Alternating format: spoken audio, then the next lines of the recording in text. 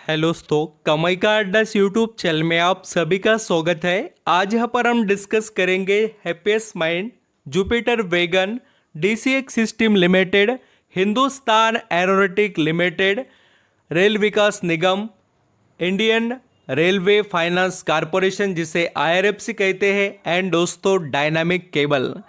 ये जो हम 7 स्टॉक है आज इस वीडियो में कवर करने वाले हैं और ये सातों के साथ दोस्तों काफ़ी यहाँ पर इंटरेस्टिंग है एंड इनके अंदर बहुत सी चीज़ें आप सभी के लिए बेनिफिशियल भी है। क्या क्या हो रहा है और क्यों हमारी नज़रें ये स्टॉक्स पर रहनी चाहिए। देखिए दोस्तों, आप जितना अवेयर रहेंगे मार्केट में उतना ही पैसा आप कमा पाएंगे। देखिए, ऐसा तो नहीं है ना कि मार्केट में आप पैसे लगाकर छोड़ दे और वो बनते रहेंगे। आपको समझना पड़ेगा, देखना पड़ेगा कि क्या हो रहा है और कहाँ पर किस तरीके से पैसा बन रहा है। तो वही चीज़ें मैं आपको बताऊंगा। वीडियो अच्छा लगे, मेरे एफर्ट पसंद आए तो ज़रूर दोस्तों कमाई का अड्डा इस यूट्यूब चैनल को लाइक सब्सक्राइब करना। देखिए, हर शेयर आपके बजट का नहीं हो सकता है, ये मुझे भी पता है। हर कोई इन्वेस्टर बहुत बड़ा यहाँ पर करोड़पति नहीं है, सभी बनने के लिए आए हैं।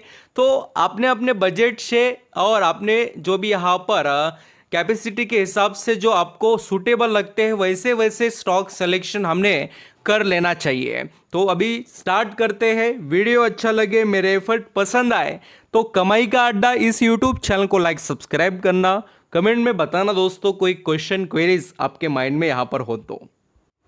यहाँ पर हम दोस्तों सबसे पहले हिंदुस्तान एरोनॉटिक लिमिटेड के बारे में डिस्कस करेंगे। अभी देखिए, बहुत से निवेशक को ये स्टॉक महंगा लगता है और बिल्कुल बहुत से निवेशक ने इसके अंदर पहले से निवेश किया है, उनके लिए ये महंगा नहीं है, क्योंकि अभी स्प्लिट होने के बाद में का ये स्टॉक का प्राइस है। तो उनके पास अच्छी खासी क्वांटिटी बहुत पुराने लेवल से, तो उनको कोई महंगा नहीं लगता है। बट अभी देखिए, जो फ्रेश एंट्री लेना चाहते हैं उनके लिए मैं कहूँगा कि इस कंपनी में बहुत स्ट्रेंथ है।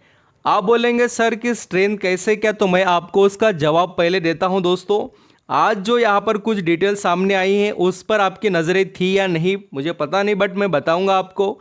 ये जो यहाँ पर हिंदुस्तान एरोनॉटिक लिमिटेड, इस कंपनी का अगर आप रेवेन्यू देखेंगे अभी का फ़िलहाल कैसा आया है रेवेन्यू, तो ऑल टाइम हाई हम कह सकते हैं, हाईएस्ट रेवेन्यू यहाँ पर उन्हें कुछ डिटेल्स में प्रेजेंट किया और वो भी कितना 29,810 करोड़ रुपए। बहुत बड़ी बात है दोस्तों, ये 30-30 हज़ार करोड़ के करीब की बात है।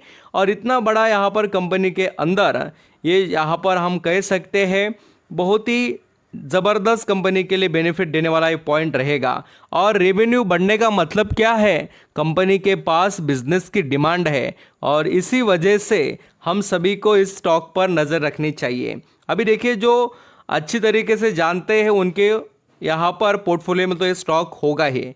अभी हम बात करेंगे रेल विकास निगम के बारे में। अभी एक कुछ निवेशक का कमेंट था कि सर आज मार्केट में बहुत से स्टॉक बहुत अच्छे तेज़ी में थे, हमें रेल विकास निगम में लगा कि बहुत बड़ी तेज़ी होगी।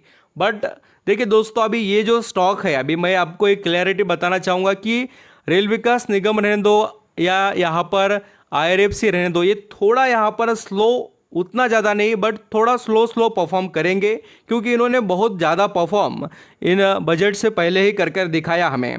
तो इस कंपनी पर भी आपकी नज़रें रहनी चाहिए। देखिए, ये तो आपको पता है कि इनका बिजनेस सुप्रीम क्वालिटी का है और मार्केट में जो हो सके उतना ये काम तो कर ही रहे हैं। तो रेल विकास निगम में अपॉर्चुनिटी है। देखिए, अब आप बोलेंगे वो अपॉर्चुनिटी कहाँ पर दिखाई दे रही है, तो 300 रुपये का शेयर अभी 250 पर है। तो आपको जिस तरीके से यहाँ पर निवेश करने के बारे में सोचना है तो आप इसको डिसाइड कीजिए, स्टॉक को यहाँ पर अपने रडार पर रख सकते हैं। और ये जो डिस्काउंट है ना दोस्तों, तो वो लगभग हम कह सकते हैं 15% के करीब है। तो आप यहाँ पर जैसे अब कुछ निवेशक होते हैं 100, 200, 500 खरीदने वाले, तो एक एक इंस्टॉलमेंट लगाकर वो चल सकते हैं। अभी वो आपका डिसीजन ठीक तरीके से रहना चाहिए कि आप इस कंपनी में कितना टाइम दे सकते हैं। देखिए, लॉन्ग टर्म के हिसाब से ही मैं कहूँगा बात जो हम कर रहे हैं आज, ये जो भी स्टॉक मैं डिस्कस कर रहा हूँ, ऐसा क्या होता है दोस्तों कि हमें लगता है कि आज हमने खरीद लिया ना शेयर, आज समझो 1 तारीख है, आज 1 तारीख को खरीद लिया तो हमें लगता है 2 4 3 तारीख तक, वो तो अभी आने वाले 2 4 दिनों में या 3 4 तारीख तक शेयर ऐसा भाग जाना चाहिए, हमने खरीदते हैं। बट वैसा नहीं होता है। कब शेयर चलेगा उसके अंदर दोस्तों यहाँ पर किसी को पता नहीं है, और कब गिरेगा ये भी किसी को ज़्यादा पता नहीं होता है, आप सभी जानते हैं। तो थोड़ा भी अवेयर रहिए कि लॉन्ग टर्म के हिसाब से सोचने की कोशिश कीजिए। अब इंडियन रेलवे फाइनेंस कॉरपोरेशन की बात करिए, ये भी स्टॉक काफ़ी अच्छी तरीके से आज नॉर्मली देखने को मिला, और ये पिछले कुछ दिनों से करेक्ट तो अच्छा खासा हुआ है टॉप टू बॉटम। ये भी स्टॉक आपको 16-17% करेक्शन में देखने को मिलेगा। 200 का शेयर अभी 150 के नीचे आया है। धीरे धीरे इन स्टॉक को स्टडी करना तो बनता है दोस्तों। ये कोई यहाँ पर आउट परफॉर्म वाले स्टॉक नहीं है, वक्त के साथ और वक्त के बाद भी चलने वाले स्टॉक नज़र आते हैं। चाहे कोई भी सरकार रहे, रेलवे का जो यहाँ पर इम्प्रूवमेंट है वो करना ही पड़ता है, क्योंकि वो मेजर पार्ट है दोस्तों रेवेन्यू का, गवर्नमेंट का। ये बात आप बहुत बढ़िया तरीके से समझ पाएंगे। एंड नेक्स्ट स्टॉक है डायनामिक केबल। अभी ये डायनामिक केबल की जो स्ट्रेंथ है, इसके पास दोस्तों बिजनेस बहुत अच्छा है। आप यहाँ पर देखेंगे तो आजकल जितना यहाँ पर इंडिया के अंदर डेवलपमेंट हो रहा है, और आपको ये भी पता है कि जो केबल की डिमांड कितनी है, हर तरीके के केबल ये कंपनी बनाती है। इसके पास बिजनेस बहुत अच्छा है, और इसने रिटर्न भी बहुत यहाँ पर निवेशक को छाप कर दिए, और आप सभी को पता भी है। बट उसके बाद में इसके अंदर करेक्शन भी दोस्तों उतना ही बड़े लेवल पर आया है, और आप देख सकते हैं। हाँ, ये तो खासियत आपको मालूम ही है कि स्मॉल कैप या जो micro cap mid cap stock होते हैं उनके अंदर गिरावट भी वैसी देखने को मिलती है जैसे तेज़ी। तो इसकी जो आप यहाँ पर डिटेल्स देखेंगे लॉन्ग टर्म के, तो स्टॉक 150 रुपये से डायरेक्टली 600 हो गया। पैसा बहुत छाप कर दिया निवेशक को, जिसने भी निवेश किया उनका पैसा बन गया। और इसके बाद में प्रॉफिट बुकिंग भी हुई है 30-35% के करीब की। तो अब यहाँ पर इसके ऊपर आपकी नज़रें रहनी चाहिए दोस्तों। इसके रिजल्ट वगैरह का अगर हम डाटा देखें तो रेवेन्यू वगैरह काफ़ी इंटरेस्टिंग रहा। थोड़े मार्जिन यहाँ पर बीट हुए, बट कंपनी के बिजनेस के यहाँ पर जो भी प्रोडक्ट है उसकी डिमांड कम नहीं हुई है। तो आप ज़रूर स्टडी कीजिए डायनामिक केबल को ऑल्सो। एंड जुपिटर वैगन, खास नज़रें आपकी जुपिटर वैगन पर रहनी चाहिए दोस्तों। ये एएसएम लिस्ट से बाहर भी है, और साथ ही इस स्टॉक के अंदर बड़े बड़े ऑर्डर, मैनेजमेंट के बहुत बड़े प्लान, सब कुछ चीज़ें इसके फेवरेबल है। सिर्फ अभी इस स्टॉक में तेज़ी नहीं है बोलकर, क्योंकि इसने बहुत बड़ी तेज़ी तो ऑलरेडी दिखाई है, बट अब दोस्तों और भी इसके अंदर स्ट्रेंथ बाकी है कि ये आपको अच्छा खासा रिटर्न कमा कर दे।